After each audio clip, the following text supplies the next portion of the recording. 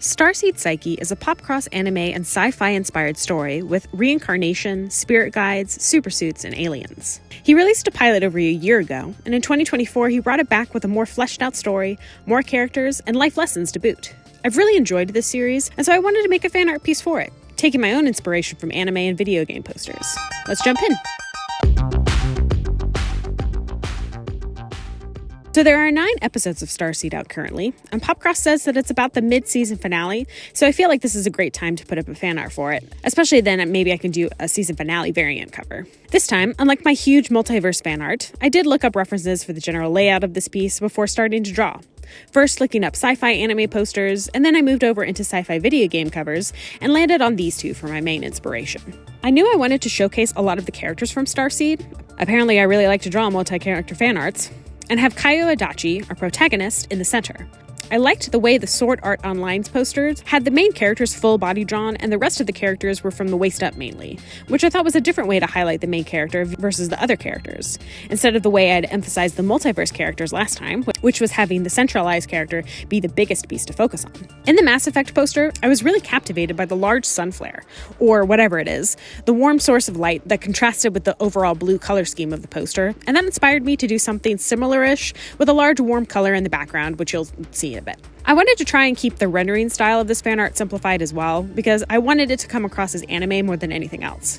So I mainly used shell shading for everything, along with some simpler highlights, and of course, big sparkly eyes. But getting just a little bit into the story, Kaio Adachi starts off as your standard internet troll, angry at the world, hating his job, and taking his rage out on random people on the internet, especially those who accept the newly revealed alien race, the Cusidians. They arrived on Earth to only better the human race. But Kaio doesn't buy it for 1 second.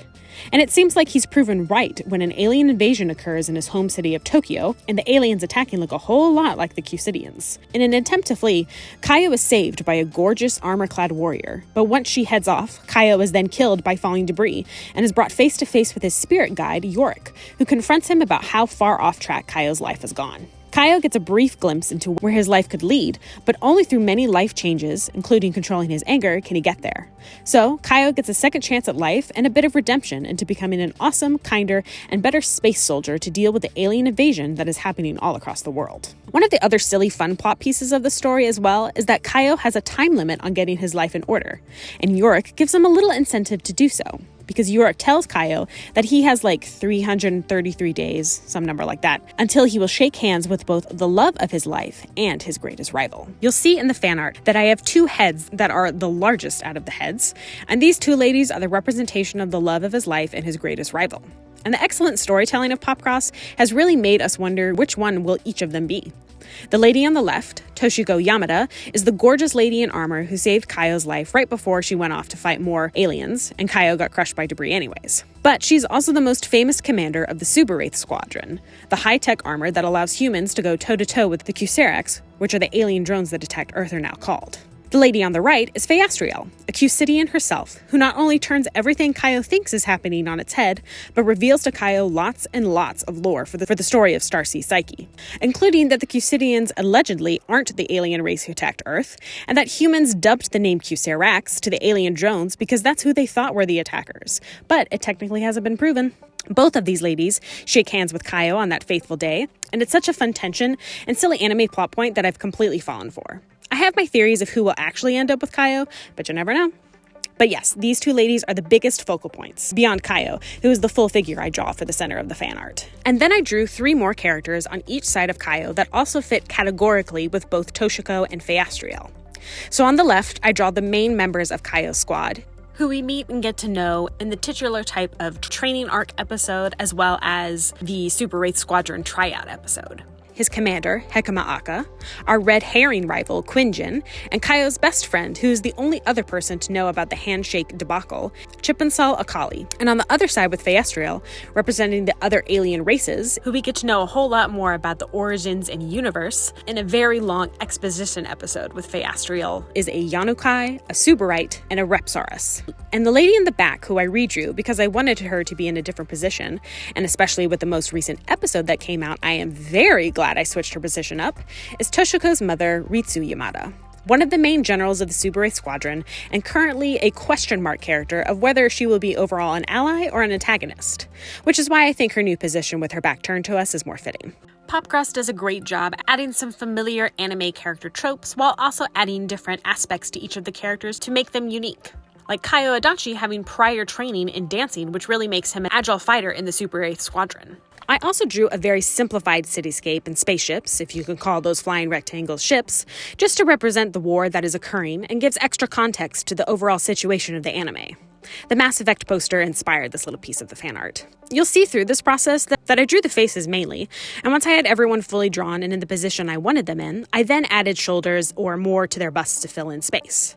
I also kept pushing and pulling the amount of detail I wanted to add. Christian actually recently talked about this in his Illustrator React series, where he talks about how he's never really wanted to do a comic, but if he did, a lot of his characters have just overly detailed or complicated looks, which would make comics that much harder to draw over and over again. And don't get me wrong, having detailed characters isn't a bad thing, but it definitely depends on what kind of media you want your characters to be in. If it's just really cool drawings with a novel approach like POPCROSS does, detailed pictures are great. If you want to do animation or a comic though, having simplified characters is the way to go. I definitely noticed a lot of details in drawing POPCROSS's characters, and I even added details accidentally sometimes, which is why you'll see random pics of POPCROSS's Starseed Psyche pulled up on this piece so that I can get them right or change them, because what I initially drew was wrong. Like, I added a glow to the colored pieces of the Super 8 suits, but they actually don't glow from any of the reference pictures, it's just what I imagined they did. So I got rid of that effect, and I got some of the colors or details wrong at first for the helmets or some of the characters. So I definitely went over each character a few times to get all those pieces right, without also over-detailing it for the anime look, which I was going for. I was definitely juggling between those two aspects.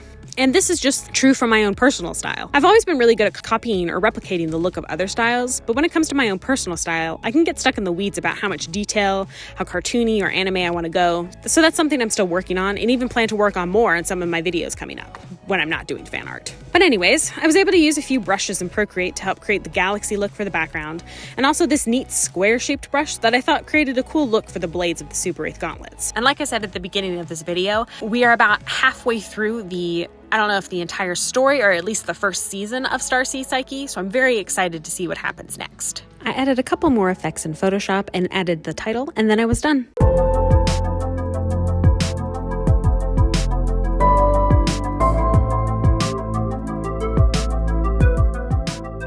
Overall, I think I'm pretty happy with how it turned out. What do you think? If this were a real anime, would you be interested in watching it? You can still hear the awesome story over on POPCROSS's channel, and I'll link the playlist above. Also, thank you all for understanding, as I've been grieving the loss of my sweet pup. She was my first dog, so this grief is new and raw, but making videos is a nice reprieve and distraction from all that. And if you follow me on Instagram, I actually made a little comic about her. But anyways, right now for my videos on this channel, I'm thinking right now that it will be an art video, then a board game video, and just switching off every other week, and maybe a break on the last week of the month, just so I have time to catch up on videos and edit and all that. But as always, I'll keep you updated on the community page. But again, thanks so much for watching. I hope you enjoyed it, and I'll see you in my next video where I gush about a brand new board game that I waited almost 2 years for. Bye!